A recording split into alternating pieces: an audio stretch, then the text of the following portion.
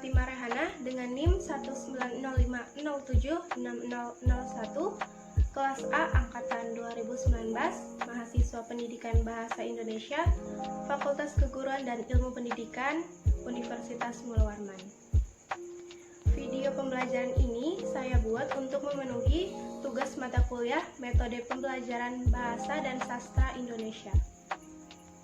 Assalamualaikum warahmatullahi wabarakatuh. Halo, apa kabar anak-anak? Semoga selalu baik dan selalu sehat ya. Alangkah baiknya kita berdoa terlebih dahulu sebelum kita memulai pelajaran. Oke, ketua kelas, tolong teman-temannya dipimpin ya. Amin. Selanjutnya, Ibu akan memeriksa kehadiran kalian. Bagi yang namanya Ibu panggil, tolong angkat tangan atau bilang hadir ya. Zahira, Aditama, Tulandari. Alhamdulillah, jumlah total siswa di kelas ini 30 dan semuanya hadir. Baik anak-anak, Ibu akan memulai kegiatan pembelajaran hari ini. Tolong didengarkan dengan baik ya. Ada yang tahu apa yang akan kita pelajari pada hari ini? Pada kali ini kita akan mempelajari tentang teks biografi. Ada yang tahu apa itu teks biografi? Untuk mengetahui lebih jelas, silakan kalian simak video tentang teks biografi berikut ini.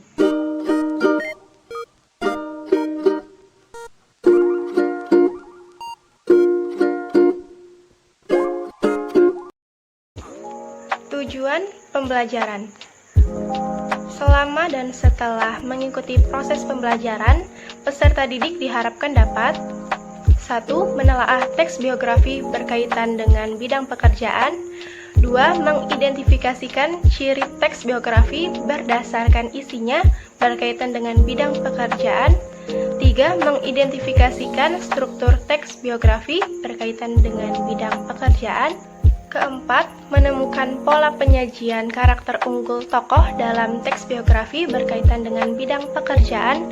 Kelima, mengungkapkan kembali keteladanan tokoh dalam teks biografi berdasarkan dengan bidang pekerjaan.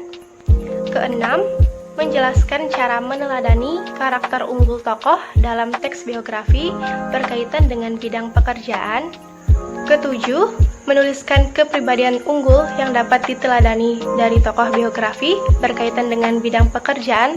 8. Menyajikan hal-hal yang dapat diteladani dari tokoh yang terdapat dalam teks biografi berkaitan dengan bidang pekerjaan yang dibaca secara tertulis.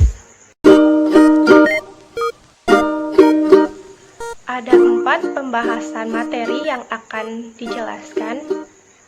Yang pertama, pengertian teks biografi. Kedua, ciri-ciri teks biografi. Ketiga, struktur teks biografi.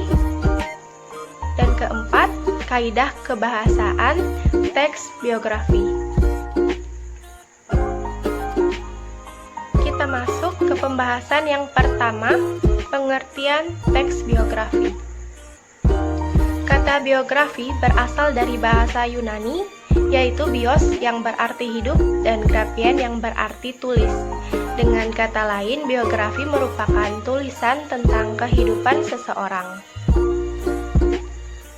Teks biografi adalah teks yang isinya mengisahkan suatu tokoh dalam mengarungi kehidupannya.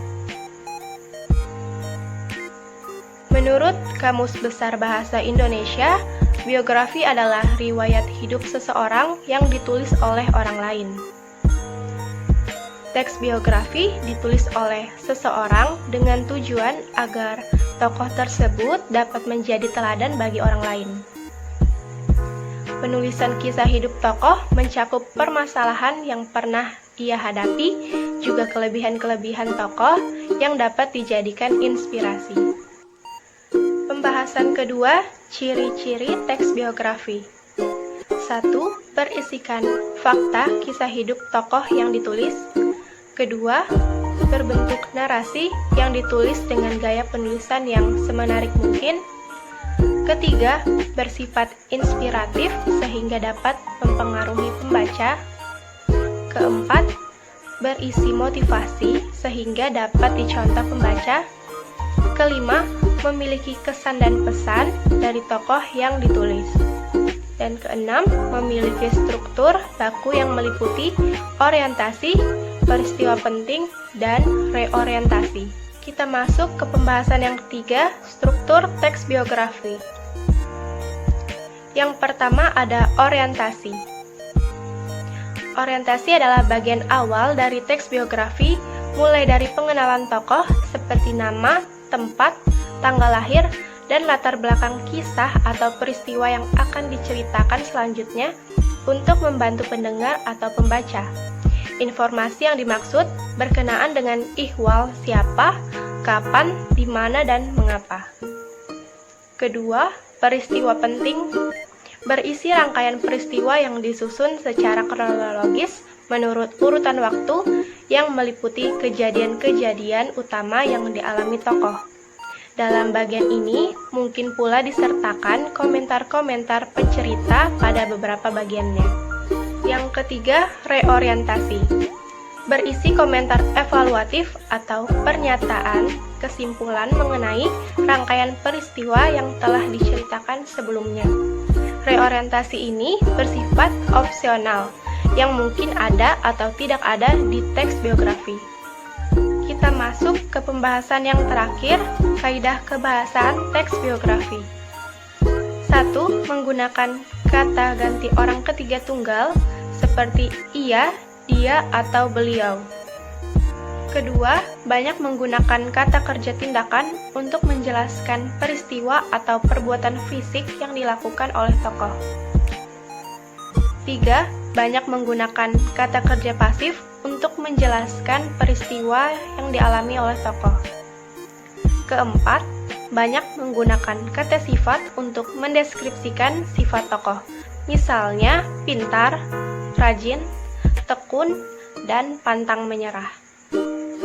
Setelah kalian mengetahui pengertian, ciri-ciri, struktur, dan kaidah kebahasaan teks biografi, mari kita amati gambar dan teks biografi berikut ini. Perhatikanlah foto di samping. Siapakah beliau? Beliau adalah Bapak Mario Teguh. Selanjutnya akan saya kenalkan pada kalian melalui teks biografinya beserta struktur teks biografinya. Biografi Mario Teguh. Pada bagian ini adalah struktur orientasi, berisi dari pengenalan tokoh seperti nama, tempat, tanggal lahir, dan latar belakang kisah tokoh yang akan diceritakan. Mario Teguh lahir di Makassar pada tanggal 5 Maret 1956 dari pasangan Siti Maria dan Gozali Teguh. Nama asli beliau adalah Sis Mariono Teguh. Namun, saat tampil di publik, ia lebih akrab dipanggil dengan nama Mario Teguh.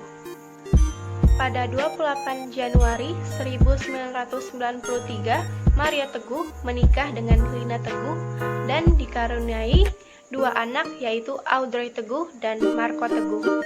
Ini adalah bagian peristiwa, berisi rangkaian peristiwa yang dialami tokoh disusun secara kronologis menurut urut waktu.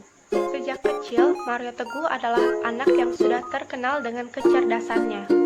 Ia pernah menempuh pendidikan sekolah menengah atas di New Trier, West High jurusan arsitektur pada tahun 1975 di Chicago, Amerika Serikat.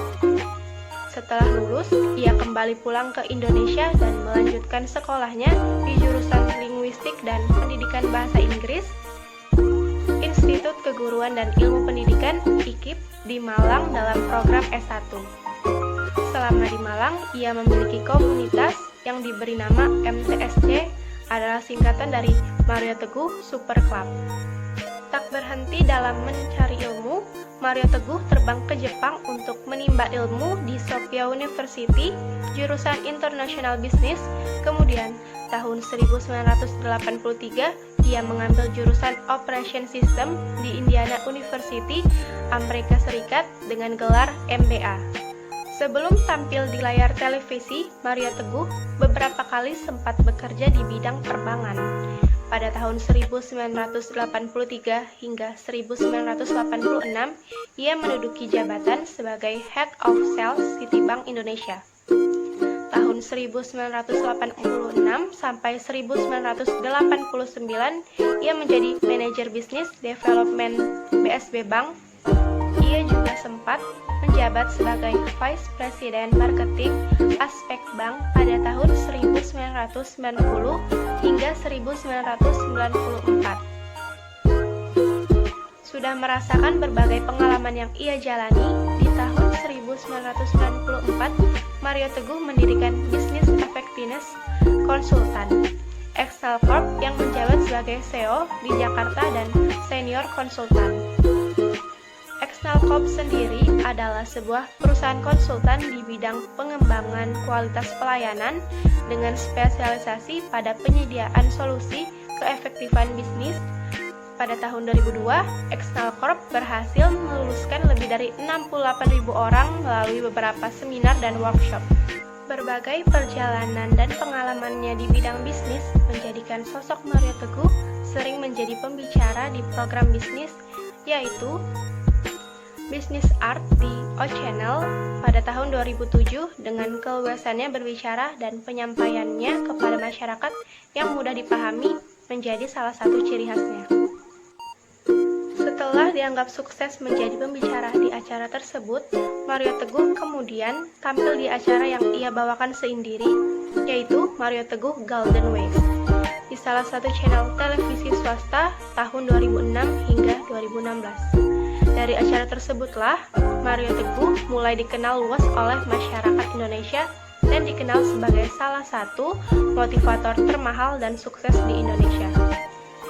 Hal yang membuatnya begitu dicari sebagai seorang motivator adalah cara ia menyampaikan motivasi-motivasi dengan metode emotional intelligence atau kecerdasan emosi. Dari semua usaha dan perjalanan karir Mario Teguh, tentu saja ia mendapatkan pengakuan dari banyak kalangan. Berbagai penghargaan selama ia meniti karir telah dia terima. Pada tahun 2010, Mario Teguh mendapatkan kehormatan untuk menerima penghargaan 1 dari 8 tokoh perubahan 2009 versi Republika. Kemudian di tahun yang sama juga menerima penghargaan dari Museum Rekor Indonesia sebagai motivator dengan halaman penggemar Facebook terbesar di Indonesia. Pada tahun 2013, penghargaan Museum Rekor Indonesia MURI sebagai penyelenggara seminar berhadiah mobil pertama di Indonesia ia terima. Dengan berbagai penghargaan yang ia terima, tak membuatnya berhenti untuk terus berkarya. Pada tahun 2006, ia mengeluarkan buku berjudul Becoming a Star. Di tahun yang sama, ia kembali meluncurkan buku dengan judul 1 Million Second Chance. Berselang 3 tahun kemudian, Mario Teguh merilis buku lagi berjudul Life Changer dan Leadership Golden Ways. Dan yang terakhir, bagian reorientasi berisi komentar evaluatif atau pernyataan kesimpulan mengenai rangkaian peristiwa. Perjalanan hidup dari Mario Teguh tersebut menunjukkan bahwa orang yang sukses haruslah berusaha. Seperti yang pernah dikatakan Mario Teguh, semua keberhasilan dan kegagalan seseorang itu berasal dari masing-masing orang tersebut. Memulai suatu usaha apapun harus dimulai dari sikap dan cara berpikir kita dalam menanggapi berbagai situasi yang akan ditemui dalam mengarungi kerasnya kehidupan ini. Semua, kita ini adalah orang yang memiliki kelebihan dan kekurangan. Tinggal bagaimana kita mengoptimalkan potensi kelebihan kita dan meminimalkan kekurangan kita. Karena keseimbangan kesemua unsur kita adalah kunci sukses yang akan kita raih. Setelah kalian simak materi dan juga contoh teks biografi tadi, silakan kalian coba kerjakan soal-soal berikut ini.